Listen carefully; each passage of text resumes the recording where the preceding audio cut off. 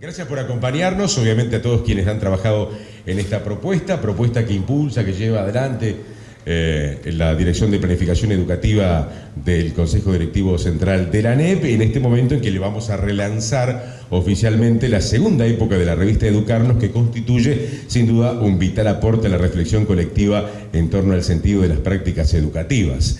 Educarnos, que tendrá una frecuencia de salida cuatrimestral, es un espacio para recuperar el sentido público de la educación a partir de la experiencia de las prácticas docentes. En ese contexto, es una publicación que aspira a potenciar el sentido de comunidad educativa, jerarquizando los intercambios y la comunicación de las experiencias pedagógicas. Obviamente que no voy a hablar más porque aquí tenemos los protagonistas que han trabajado en el desarrollo de esta presentación, así que ante todo agradecer la presencia del profesor Wilson Neto, presidente del Consejo Directivo Central, la profesora Laura Mota, consejera del Consejo Directivo Central también que nos acompaña, del maestro Pablo Cayani, consejero del Consejo de Educación Inicial y Primaria. Le agradecemos que se sube a este encuentro junto a nosotros, a los colegas de los distintos medios de comunicación y la mesa que va a estar encargada obviamente de la presentación y los posteriores comentarios de este relanzamiento de la segunda época de la revista Educarnos. El magíster Antonio Romano, director sectorial de Planificación Educativa del CODICEN,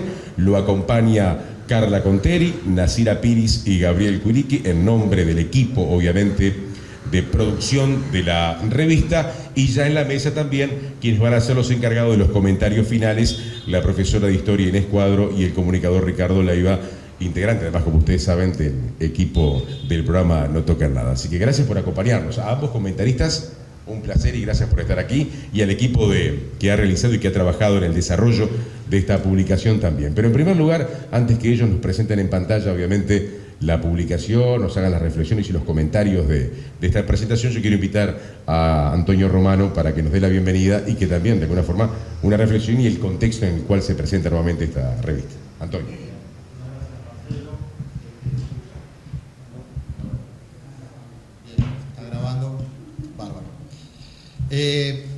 En primer lugar queríamos plantear, bueno, para nosotros es una fiesta, la verdad que estamos contentos, en realidad esto se viene trabajando desde hace varios meses, un equipo que intensamente ha venido discutiendo, debatiendo, he participado en discusiones acaloradas, es decir, ustedes esto que ven acá tiene mucho trabajo atrás y no crean que no fue en algunos momentos que fue fácil, pero de última... Me parece que esto refleja también una manera y el producto que tenemos hoy entre manos, la calidad, digamos, que yo quisiera destacar, digamos, ¿no? El equipo cooperativo, digamos, entre varias direcciones que participaron, la Dirección de Comunicación, a quien agradezco, participaron en este sentido y nos acompañaron desde el diseño, digamos, de las invitaciones hasta también la propuesta estética. La dirección también de gestión de información para la gestión y la comunicación, que nos permitió, digamos, tener las dos versiones diferenciadas, la web, digamos, de lo que es la versión papel, que no la vamos a tener, pero actualmente la tenemos en PDF y ustedes la podrán consultar. Y son dos formatos distintos, pero que de alguna manera, digamos, que respetan su especificidad y que estamos como contentos con insisto, digamos, con el resultado. Con el proceso, digamos, porque no solo importa el camino, sino también importa el resultado, digamos, acá debo decirlo, y acá está la prueba, digamos, de este producto que es la revista. Entonces, a mí me gustaría decir, yo tenía como algunas cosas, me anoté, porque en realidad, para no olvidarme, y obviamente me voy a olvidar, porque la intención era que yo fuera lo más breve posible, porque en realidad el equipo protagonista, digamos, la idea es que los invitados y el equipo que estuvo, digamos, a cargo de la revista, en realidad yo simplemente lo que proporcioné, digamos, es apoyado por el CODICEN, las posibilidades de que esto pudiera ocurrir, y es una manera de pensar cómo deben funcionar estas cosas, ¿no? Por lo menos en términos de una política educativa que apunta de alguna manera a generar un vínculo entre los docentes, que no se convierta en una revista oficial de la ANEP, aunque exprese un momento particular de la ANEP donde estamos pensando, y esta cooperación de distintas direcciones marca justamente un momento distinto, donde esa fragmentación de consejos de alguna manera está dando paso también a la posibilidad de pensar políticas en conjunto, ¿no? Esto que quizá para otros pueda resultar, digamos, un detalle poco significativo, digamos, en la historia, digamos, de lo que ha sido la educación uruguaya, es un dato no menor, digamos. Y esto es algo que está ocurriendo recientemente y esperemos, y la revista pretende ser parte de este proceso. Muy bien. Muchas gracias. Bueno, ahora vamos con el equipo, ¿no? Gabriel, obviamente Carla y Nacira, ustedes se manejan allí, a ver quién arranca. Nos dividimos. Hola, buenas tardes. Bueno, un gusto, estamos muy contentos, la verdad. Tenemos tapa, Antonio, para colgar, mire, porque esta va a ser la tapa para la edición impresa. Hay una cuestión, estuvimos charlando también, discutimos tapas, discutimos muchas cosas, pero eso es muy positivo. Hay un ambiente de intercambio y de ida y vuelta muy rico en este proceso. La idea es que la edición impresa esté acompañada siempre de un artista, aparte de fotos y cosas alusivas a los artículos. En este caso es Santiago García, el artista. Elegimos una serie de abstracciones. También va a haber ahí algunas obras de él en la web, ¿no? en la edición digital. Pero bueno, algo que charlábamos antes de empezar, que ha habido otras publicaciones de educación, no como El Grillo, que tenían esa idea de tener un artista nacional acompañando, que es un aporte más, sin ser un especialista en este tema, pero está bueno ir difundiendo a artistas nuestros también, y bueno, y es una linda oportunidad. A mí me toca ver la parte de quiénes somos y qué queremos con educarnos, una cosa muy cortita, ¿no? ¿Cuáles son nuestras ideas principales? En realidad yo lo escuchaba a Antonio y dan ganas de ponerse a conversar y a discutir sobre educación tanto tiempo, pero estamos cansados, todos estamos en este tema, pero qué importante, ¿no? Porque en realidad hay mucho publicado sobre educación también, y a veces, ¿no?, uno siente que podría ser hasta una, digamos, situación de bulimia informativa y análisis, diagnóstico, y hay mucho debate, a veces ocupa un lugar en la agenda que no, ahora ha mejorado, yo comparto eso, pero a veces el lugar en la agenda no es del todo,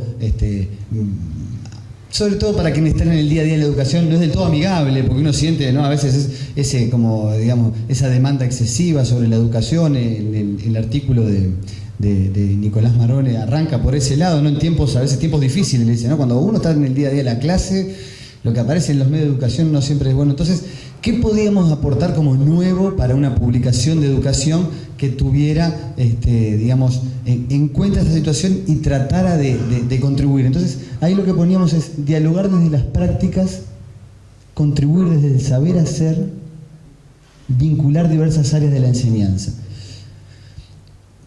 Esta idea me parece importante porque la práctica docente sin duda es muy importante, pero no es la única práctica que hay sobre educación. Y que es muy importante, yo soy profesor, ¿no? Sí, también están quienes investigan en educación, quienes hacen propuestas de desarrollo político, teórico, quienes reflexionan y opinan. Hay muchas prácticas sobre la educación. Entonces, tratar de integrarlas, no lo habíamos planteado así, pero yo lo escuchaba a Antonio y lo firmaría, ¿no? Es decir, romper con la dicotomía los técnicos y los docentes, que también a veces a los docentes nos cuesta, porque muchas veces sentimos una resistencia del que viene de afuera, ¿no? Digamos, el psicólogo que va al liceo a hablar, o el sociólogo que... No, pero el sociólogo, cuando investiga, está desarrollando una práctica que es muy útil para tener información de la educación. ¿Cómo hacemos para que se conozca esa práctica? Y hay una parte que viene abajo que es lo más importante, ¿no? Sin ser una jerga técnica o distanciada de la realidad concreta que le puede servir al docente, y también que el relato, la narrativa del docente le sirva al técnico para mejorar su práctica, ¿no? Es una aspiración, es muy difícil lograrla 100%, pero tratar de incorporar diferentes miradas, ¿no?, que permitan otros entramados sobre cómo pensar los temas educativos, en donde redescubrir estas cosas que sí pasan muchas cosas en la educación, muchas muy positivas. Hay muy buenos análisis de la educación. Bueno, tratemos de que se crucen, y tratemos de que se crucen, nosotros lo pusimos con un énfasis en la divulgación, ¿no? Tratamos de evitar que educarnos sea una revista tipo... la va a leer el estudiante de cuarto año de magisterio cuando va a dar un examen, porque tiene un artículo espectacular de evaluación, pero que no lo leyó nadie más. Y ahí no es que no aporta al debate público, ¿no? Que sea una revista de divulgación donde la gente escuche. Tenemos un artículo precioso de tres compañeras que investigaron los consejos de participación desde una perspectiva de las ciencias sociales, bueno, pero eso tiene que difundirse. O artículos de docentes que hacen cosas muy interesantes y tienen que ver lo otro. Entonces, la idea es que sea en un formato adecuado también a nuestros tiempos. Yo no sé si hoy en día, y también adecuado a los docentes, ni que hablar, pero también a los amigos de los docentes. Che, léete este artículo de fulano, si son 30 páginas, no lo voy a poder leer. Entonces, tratar de que tenga un perfil, ¿no? Que sin dejar de ser por eso riguroso en cuanto a la sustancia y a la honestidad de los planteos y a la profundidad reflexiva.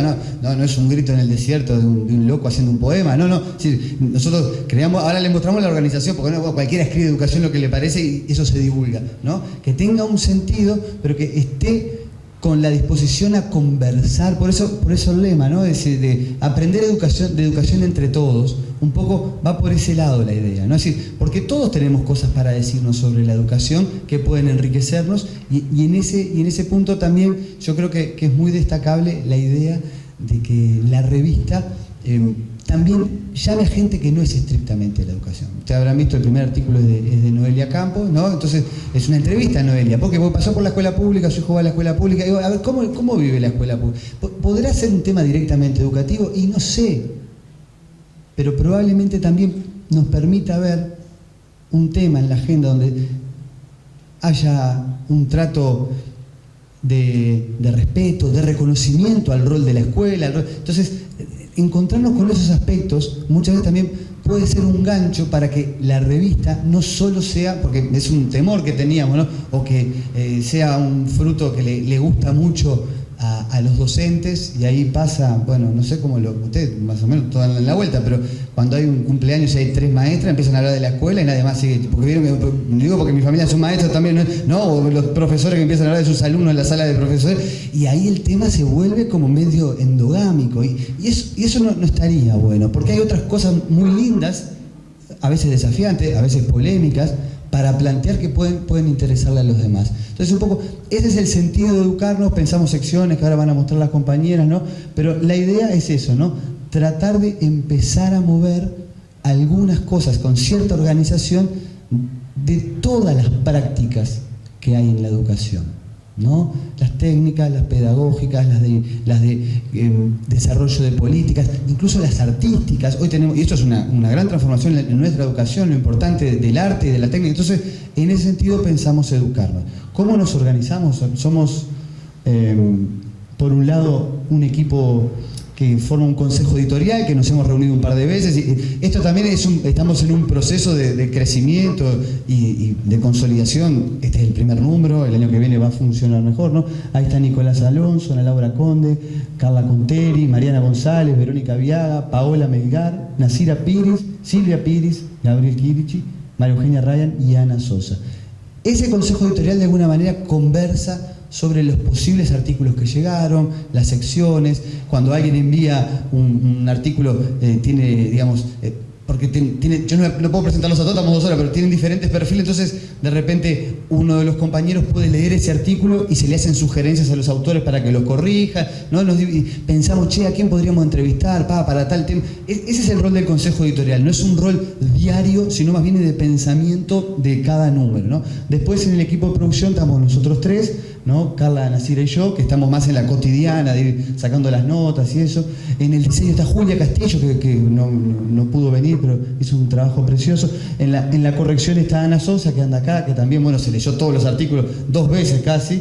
Y en el desarrollo está Edgardo, que está acá, que también Edgardo Suárez nos dio una mano terrible, porque había que poner primero en la web que en papel la revista. Imaginar eso, bueno, fue todo tuvimos largas sesiones en una oficina de diseñadores ahí, pero terminamos charlando de historia y de cosas que hace Edgardo muy interesantes que no se pueden comentar ahora porque es un gran maquetista, pero además nos ayudó hasta ayer a última hora a ir incorporando las imágenes y dándole un poco más de vida a la web, a hacerla accesible, y bueno, nosotros estamos muy contentos.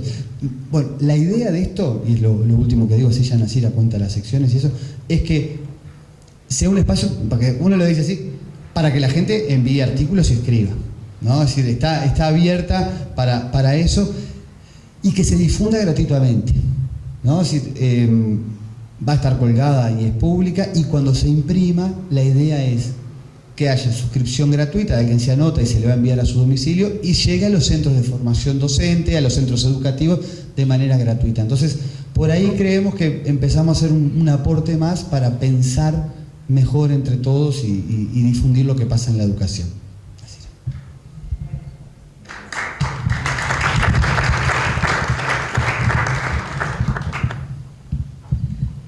Hola, bien, funciona. Bueno, yo les voy a contar un poquito sobre las secciones que tiene la revista, pero quería antes de eso retomar algunas de las ideas que plantearon Antonio y Gabriel también, y que tiene que ver con la intención de la revista,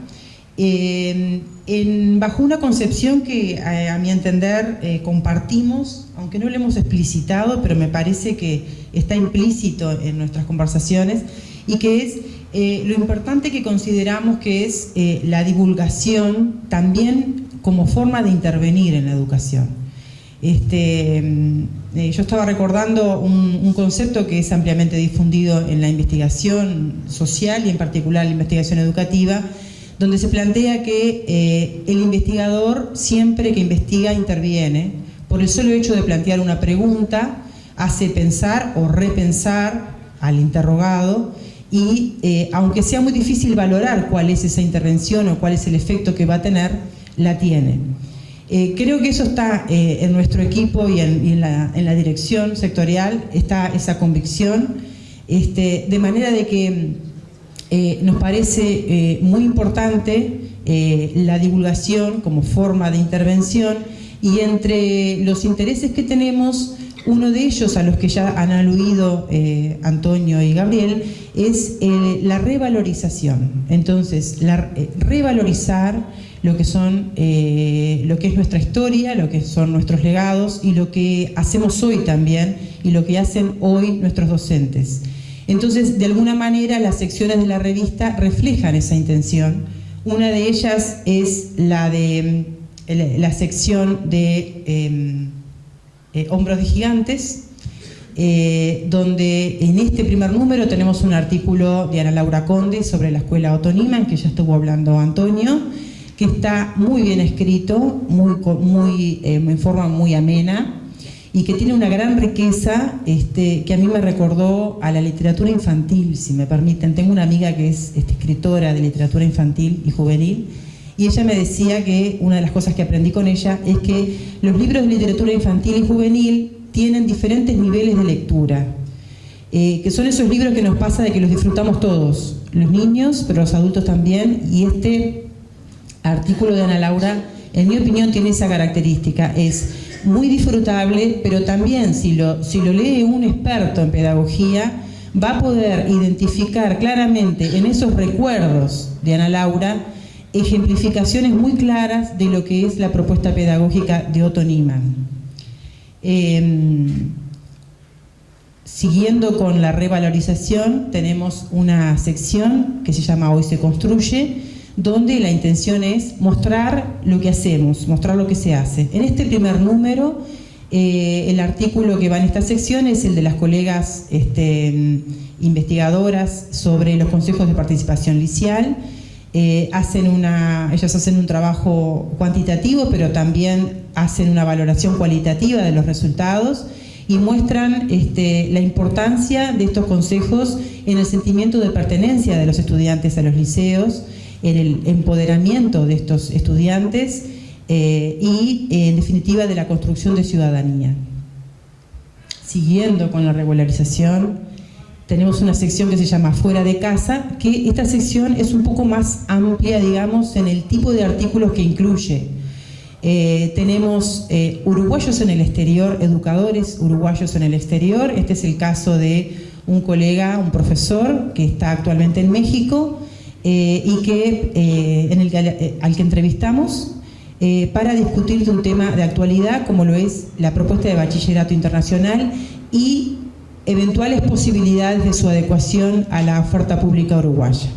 Pero también tenemos otros artículos en esta sección de temas más amplios, más generales, que hacen a la educación de América Latina, entonces con una entrevista a Inés Dussel, muy interesante, y otro tipo de artículos que hacen a temas más generales. ¿Cómo? Brasil, por ejemplo, así. No lo nombré todos porque no me acordaba bien del nombre. Tiene un nombre muy largo ese artículo y no lo recuerdo. Bien, y como la educación también, por supuesto que supera el aula, y precisamente por eso nos interesa tanto, porque influye tanto en la vida de las personas, también tenemos una sección que es más allá del aula, donde en esta ocasión el equipo entrevistó a Noelia Campo, que nos cuenta por qué es tan abanderada de la escuela pública, por qué también decidió mandar a su hijo a la escuela pública, y además le proponemos un juego en el que plantea, por ejemplo, que si la escuela fuera un arte sería el teatro. Y bueno, hablando de teatro, podemos ir a uno de los principales protagonistas de la educación, que sin duda son los docentes, y que van a estar principalmente en la sección que se llama Nuestras Prácticas, y que precisamente, como es una sección muy importante, nuestra sección estrella, podríamos decir, la va a detallar Carla.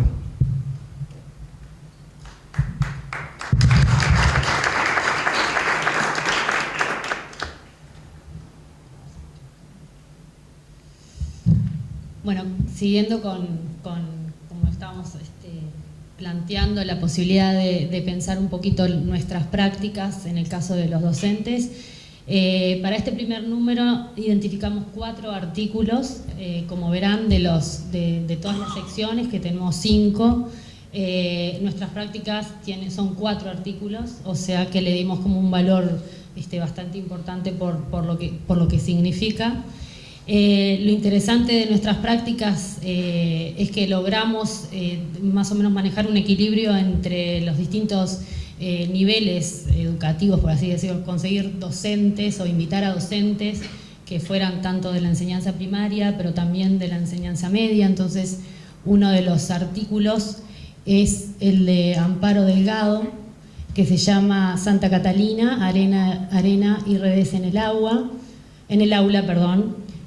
hago alusión al agua porque lo interesante de este artículo, que nos pareció sumamente oportuno, porque es que la docente, ella comenta que es recién egresada cuando tuvo su experiencia práctica, que fue en la escuela de Santa Catalina, y se enfrentó con una situación que era inesperada, que era una comunidad de pescadores donde los estudiantes con los cuales ella trabajaba eran justamente los niños de los padres de los pescadores, y que veía que estaban absolutamente invisibilizados en lo que era en el colectivo del aula.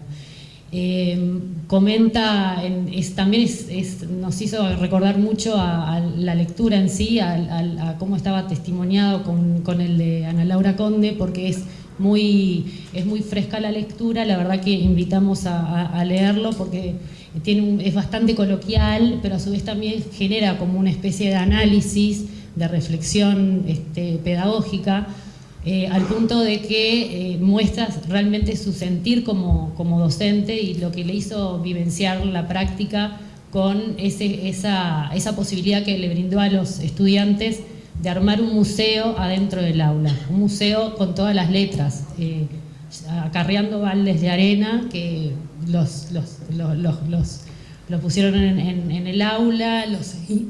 Allí los estudiantes se sintieron protagonistas, eran los principales protagonistas, los estudiantes que eran los que tenían peores resultados, que eran los estudiantes, los hijos de los pescadores, y para ella le significó una experiencia sumamente gratificante porque la colocó a ella como docente y a los chiquilines de un lugar que no lo tenían pensado, ¿no? Entonces era esa cosa de hacer visible lo invisible, y de que con pequeños cambios sí se pueden lograr grandes cosas a nivel del aula, y también de lo que le significó para toda la comunidad de pescadores de Santa Catalina.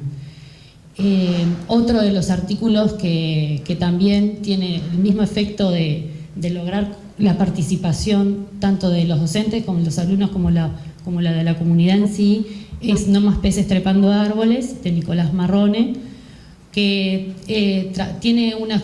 inventa, por así decirlo, una filosofía de la enseñanza de la matemática con una metodología bastante novedosa, donde hasta utiliza la tecnología, porque Twitter parecería ser como el canal que él encontró para poder acercar a personalidades, para que vayan al aula y se comenten sus experiencias a partir de los propios intereses de los estudiantes. Intenta que los estudiantes elijan una de las áreas que más les convengan, artística, deportiva y científica, y en función de eso el profesor se toma al hombro la posibilidad de invitar a personalidades a que vayan a contar su experiencia desde esos lugares. El tercer artículo se llama Acampa Comunidad, de Laura Ruiz y Luisa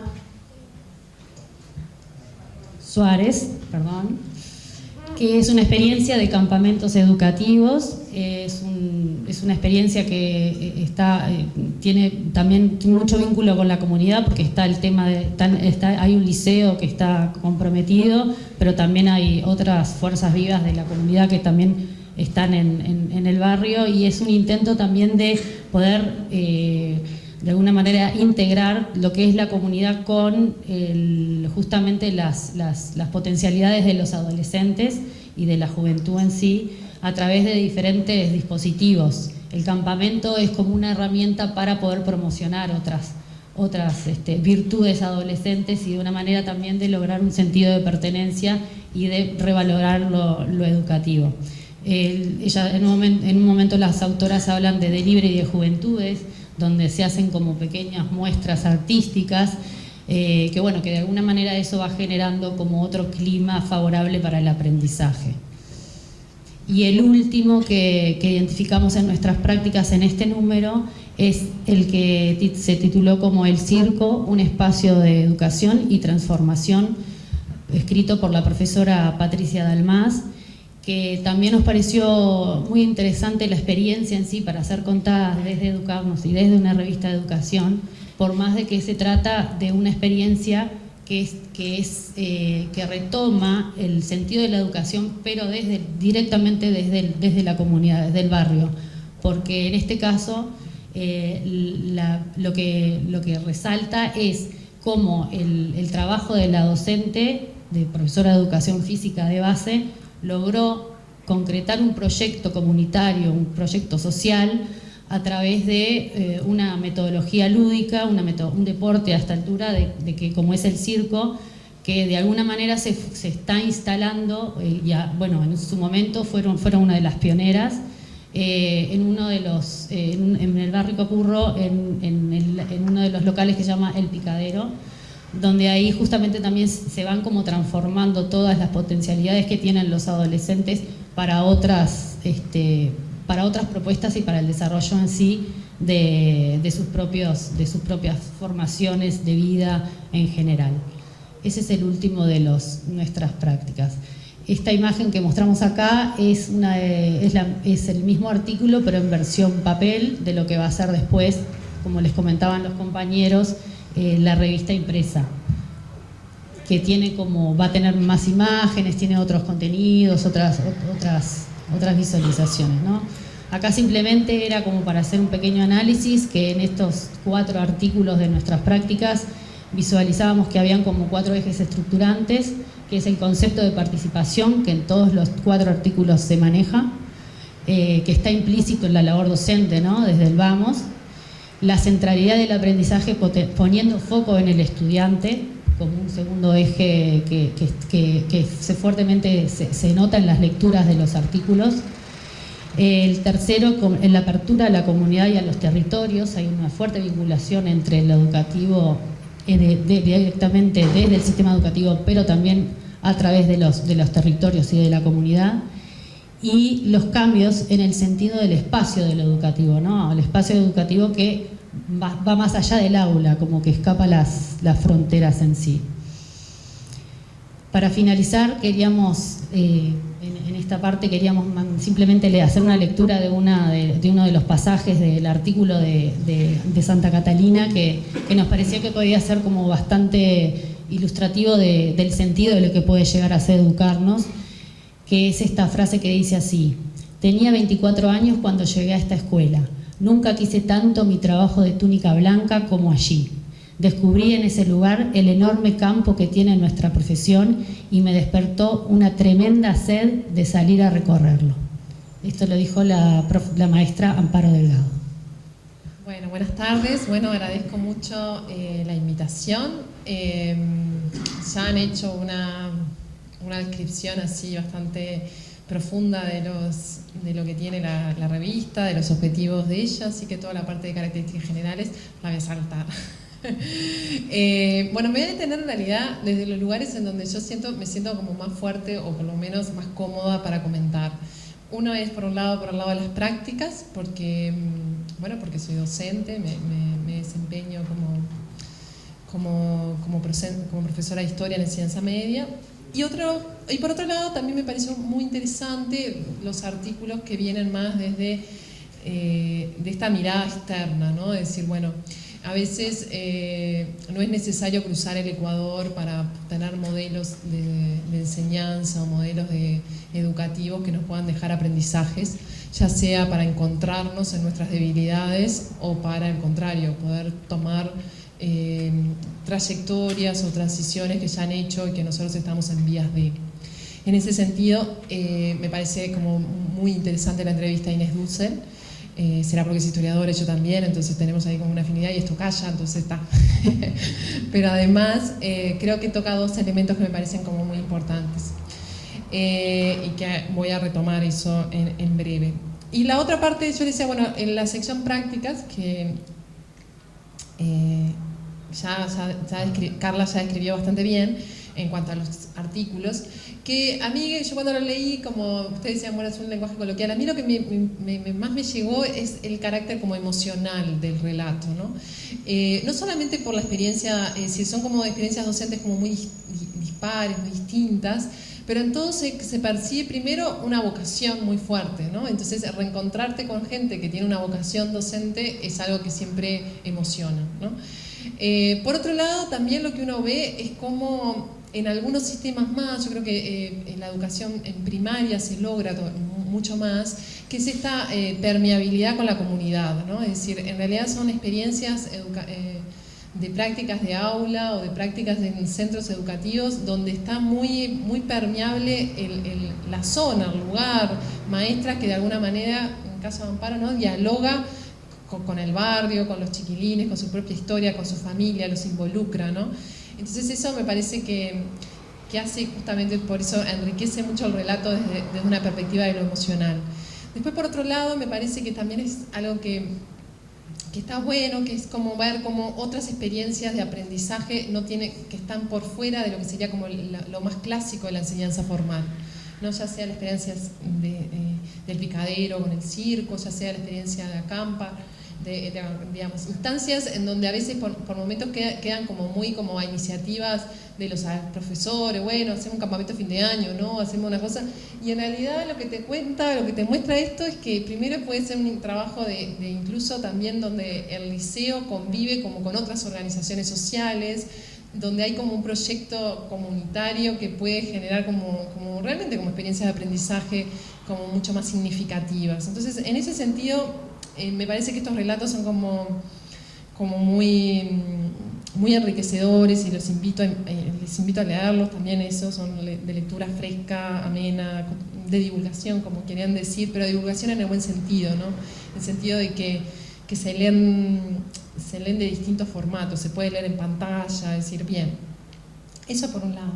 Por otro lado, les decía, bueno, me pareció interesante las reflexiones que vienen del exterior, sobre todo la experiencia de Brasil y el caso puntual de Inés Dussel para el caso argentino, en dos puntos. Por un lado, en ambos casos se visualiza un tema que para nuestro país también sigue siendo, que es un problema que tiene que, o por lo menos que resulta un poco más prioritario, que es qué pasa con la enseñanza media, ¿no? En ambos casos el foco se pone un poco ahí, ya sea en el caso de Inés, en pensar también estrategias pedagógicas diferentes, que me parece que tiene un pienso bien interesante con la incorporación de las tecnologías, pero sobre todo con pensar que aquellos docentes que logran mejores experiencias en trabajo con las TIC son aquellos que siempre fueron buenos profesores, en el sentido de que en realidad no es la incorporación de la tecnología lo que cambia la práctica, sino el pienso pedagógico, ¿no? Entonces, en ese aspecto me parece muy interesante.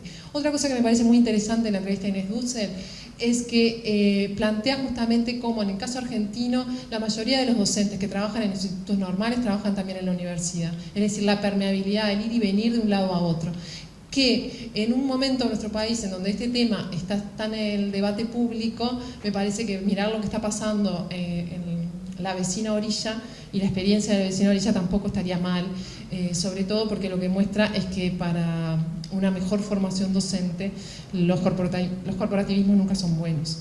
Entonces ahí en ese sentido me parece que está muy interesante ese planteo que hace, es decir, ver cómo el énfasis docente, creo que es otro punto fuerte, que es también otro punto fuerte para el caso brasileño, en el sentido de que en realidad lo que están demostrando las investigaciones es que quienes están accediendo por momentos o tienen vocación hacia la enseñanza docente no son los que realmente tienen vocación, que serían lo opuesto a lo que nos vimos en las prácticas, en los artículos de práctica, sino aquellos que en realidad no tienen nada que perder. Entonces se ve que en realidad los que ingresan son los que tienen las peores calificaciones. Entonces ese es un problema que está pasando en el país, en Brasil, y que me parece que por eso yo les decía, es decir, mirar lo que está pasando a nuestro alrededor también nos permite ver, tener como cuidados, ya sea para no encontrarnos con esos problemas, ya sea para tratar de resolver de la mejor manera lo que capaz que otros no han podido resolver, ¿no? Entonces, por eso me parece que esta sección genera como mucho pie. Yo creo que un buen texto tiene que dejarte pensando, ¿no? Y en ese sentido, esta revista, hay algunos artículos en particular que te dejan pensando y mucho. Entonces, para mí en ese aspecto es bienvenido que pueda despertarnos eso. Y por último, para terminar, ahí bueno, porque siempre hay que dar alguna cosa, si no, ¿para qué estoy acá, no? Yo soy una defensora, capaz que un poquito ultra, de las disciplinas, ¿no? de la enseñanza de lo disciplinar. Y creo que en las experiencias de práctica, no hay casi ninguna que sea específicamente de un pienso académico desde la disciplina. Son experiencias en donde en realidad se abren a otros campos, que está buenísimo, pero que también estaría bueno que empezara a ver como proyectos futuros, incorporar más artículos de personas que estén trabajando porque incluso el artículo de Nicolás, que está bárbaro, que tiene realmente un proyecto para la matemática interesante, lo abre a otras disciplinas, no específicamente a la matemática, es decir, en realidad busca dialogar con otras. Y yo creo que no está mal reivindicar un poco también lo que se hace desde una disciplina puntual, ¿no? Entonces, en ese sentido, no sé, los invito, o por lo menos es mi propuesta, ¿no? Que haya como una reflexión más desde una perspectiva más desde lo académico, disciplinar. Pero bueno, siempre hay que buscarle algo, ¿no? Bueno, muchas gracias.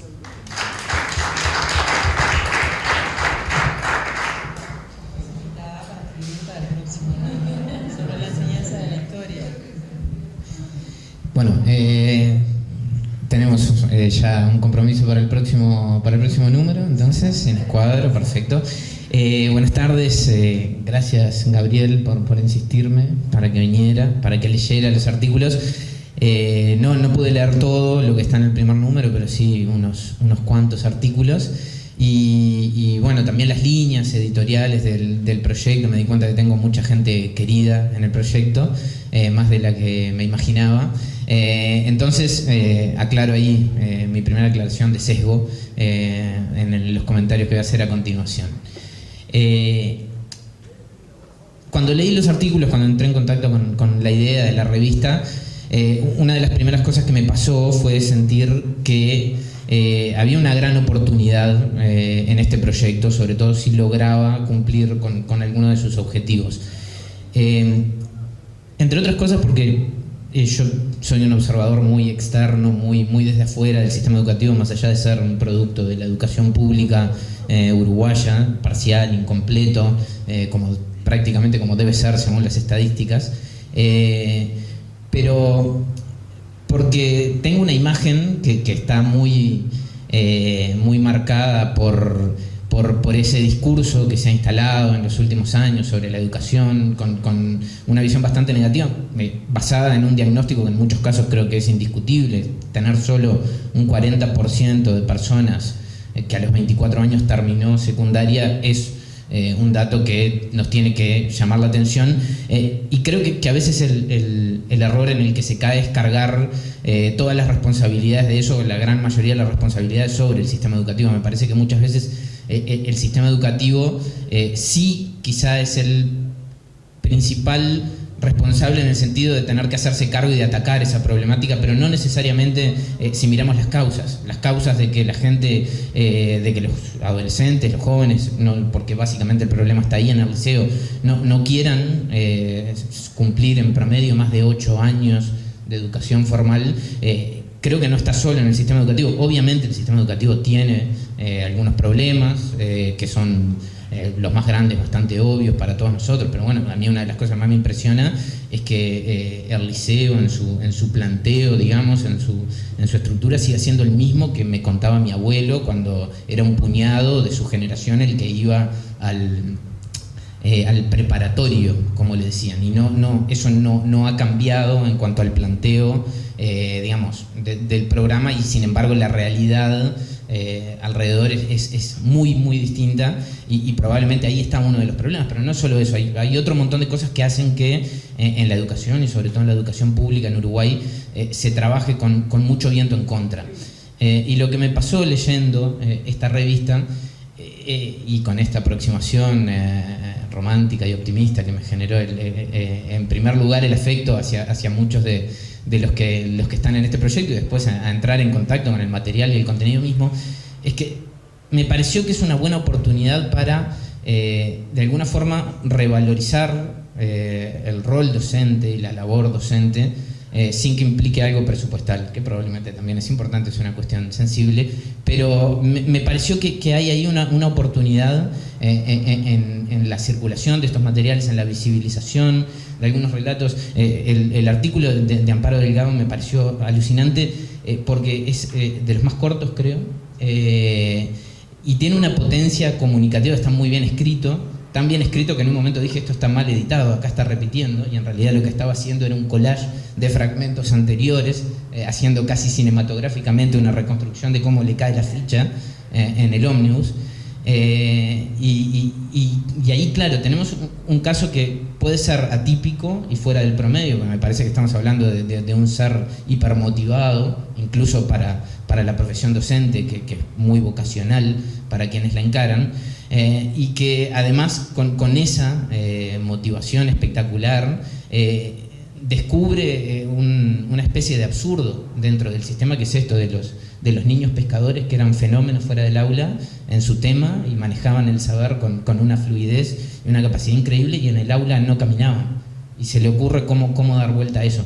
Me parece que la posibilidad de que esas historias empiecen a circular puede tener un efecto muy interesante desde el punto de vista de la motivación, ya no la motivación de los estudiantes, que me parece que es como la clave que miramos mucho más seguido y con la que se está empezando a insistir cada vez más con esto de la educación por proyectos, que me parece que es central, pero me parece que ahí está la motivación del docente, y que ahí hay en la historia de Amparo y en la posibilidad de decenas o centenas de historias más que empiecen a circular y que puede haber por lo menos una posibilidad de que a más gente se le prenda la lamparita o recobre una motivación que tuvo en algún momento y que la perdió por el desgaste que implica la dureza del trabajo real, cotidiano, y que se prolonga en el tiempo en las carreras docentes.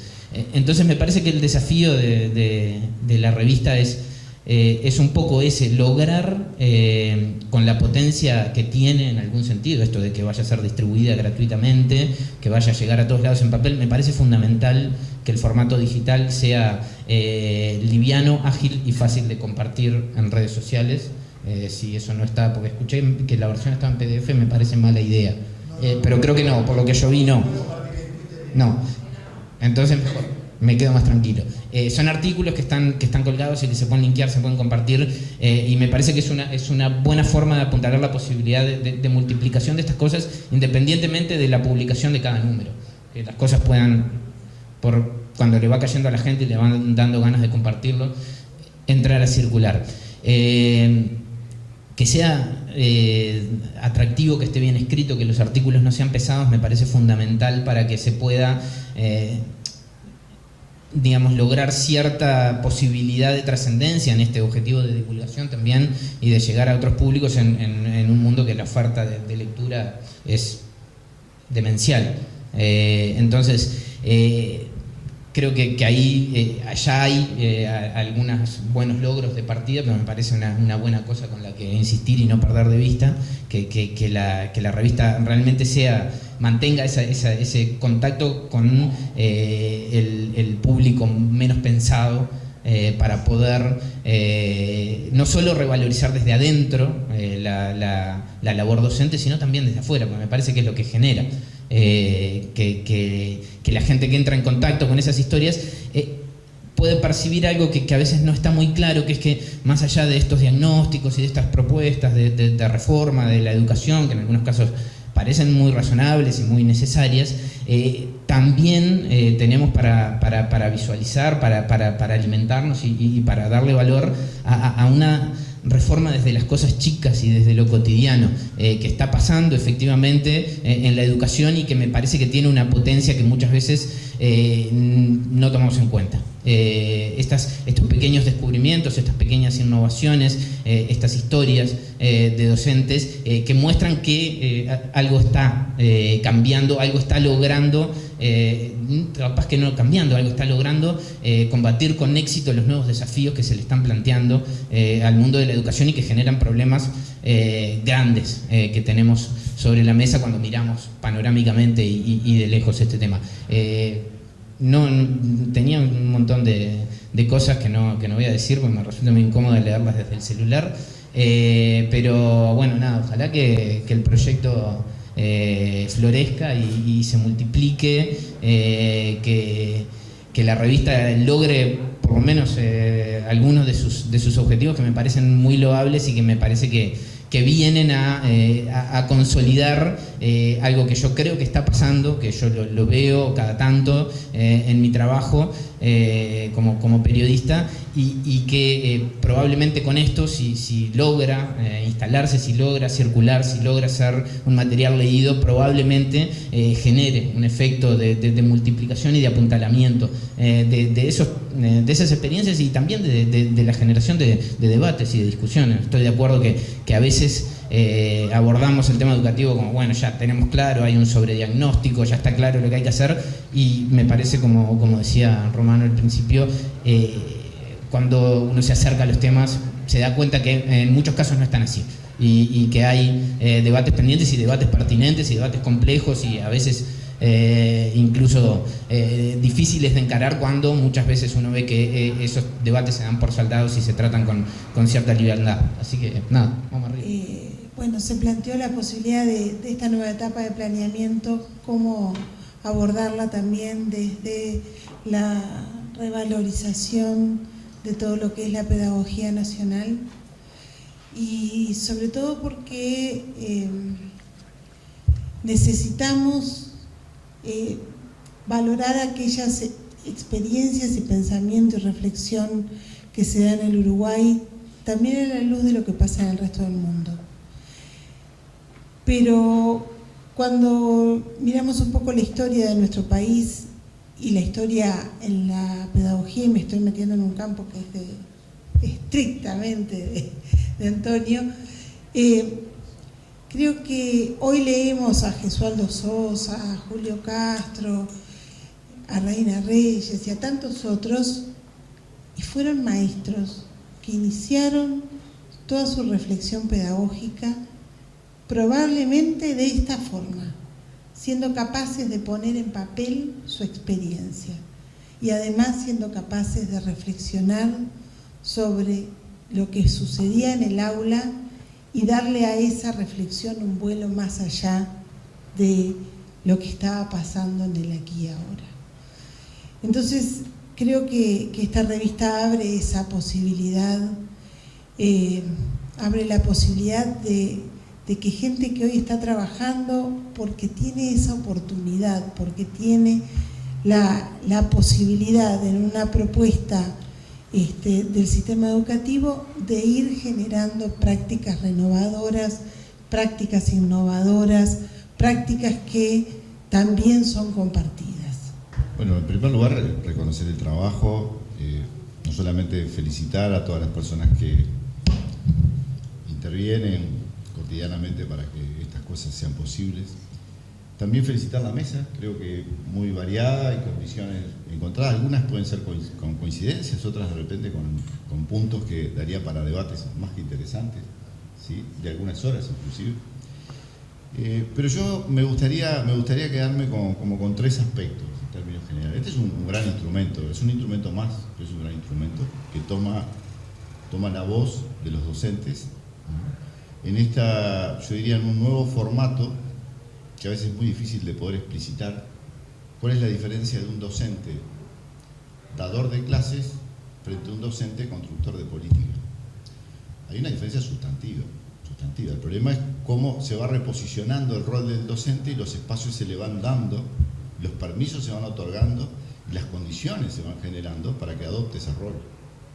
Entonces, en esa discusión o esa aparente discusión que Antonio nos proponía al comienzo, ¿no? de un supuesto enfrentamiento, posicionamiento, yo creo que no enriquece para nada las discusiones que el Uruguay hoy necesita en términos de educación. Para mí, este instrumento es uno más que nos permite salir de los lugares comunes. Hace muchos años que venimos cayendo en lugares comunes en términos educativos.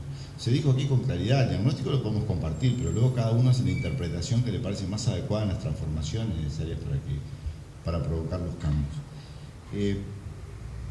En segundo lugar, me parece importante las distintas secciones que se han planteado, porque la educación es bastante más y se construye con elementos ricos, diversos, que involucran a la sociedad en su conjunto. No es un tema que esté acotado a un aula, no es un tema que está acotado simplemente a la profesión docente, y eso creo que lo recoge muy bien la forma de organización que tiene claramente la revista. Por supuesto, las prácticas educativas son importantes, pero también hoy estamos enfrente a una situación muy compleja, sobre la cual en muchos casos, las distintas situaciones, aquellas que se llegan a conocer, digamos, exitosas de los estudiantes y docentes, si se las quiere atribuir como cosas aisladas, inclusive contrasistemas, digamos, elementos que ocurren porque afloran a nivel espontáneo, sin una postura, sin una escuela, digamos, que la acompañe detrás. Ni son parte de escuelas quienes hacen estos trabajos, ni son partes de compartir concepciones que pueden nuclear personas, colectivos, sino que son cosas aisladas, fragmentadas, que dan muestras, ¿sí?, de situaciones que sobreviven a pesar del sistema. Y eso creo que es una cosa bien interesante de discutir, porque si ustedes ven permanentemente, van a estar notando, ¿sí?, la necesidad de mostrar situaciones exitosas como aisladas de un proceso. Inclusive muchas veces las propias estructuras institucionales como elementos que tratan, ¿sí?, de boicotear o debilitar ese tipo de accionar. Y ese es un tema que creo que es importante poder conversarlo. Yo, por ejemplo, mientras escuchaba a los compañeros y veía la importancia de darnos permiso de organizar el conocimiento de otro lugar, la importancia de romper algunas concepciones de orden tradicional.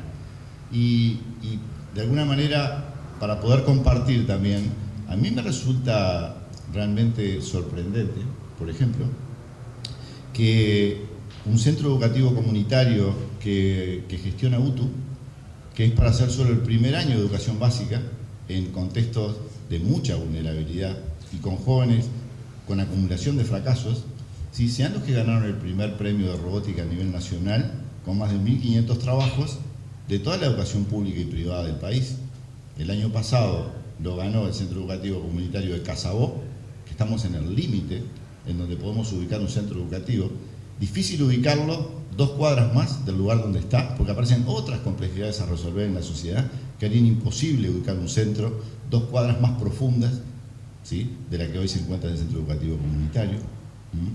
Y ver que este año el primer premio en robótica lo gana el Centro Educativo Comunitario de La Teja, el segundo lo gana el Liceo Alemán y el tercero lo gana el Centro Educativo Comunitario de Casaballe.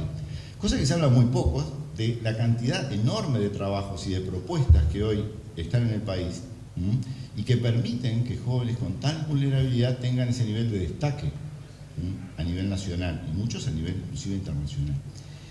Lo digo porque a veces es más fácil, me parece a mí, entusiasmar a los colectivos cuando se los invita a ser parte de escuelas o cuando se los invita a ser parte de movimientos educacionales y no presentar a la educación como cosas aisladas, fragmentadas, impulsos individuales que de alguna manera no tienen una radicación de carácter institucional en su acompañamiento y en su proyección.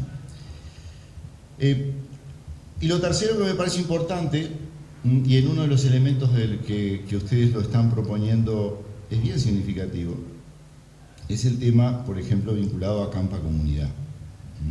Porque yo no lo leí, como bien dice Laura, esto está y no pretende ser oficial, que no tomamos contacto hasta que se presente oficialmente. Después iremos a leer los artículos, al igual que el resto. Pero hay un elemento que es importante, que creo que se hace presente y la educación tiene que ver. Y espero que esté contenido en el artículo, porque honestamente no lo he leído. ¿Qué significa? Yo he participado de este en particular, pero fundamentalmente también de uno realizado en Casaballe, donde es un encuentro de jóvenes que pueden estar en el liceo, en la UTU, en la educación formal, no formal, o pueden estar fuera de la educación, donde se construyen elementos que de alguna manera pretenden desde la educación fortalecer algo que tiene que estar claramente en la agenda de todas las estructuras sociales, no solo de la educación, y que permite ahí poner claramente en valor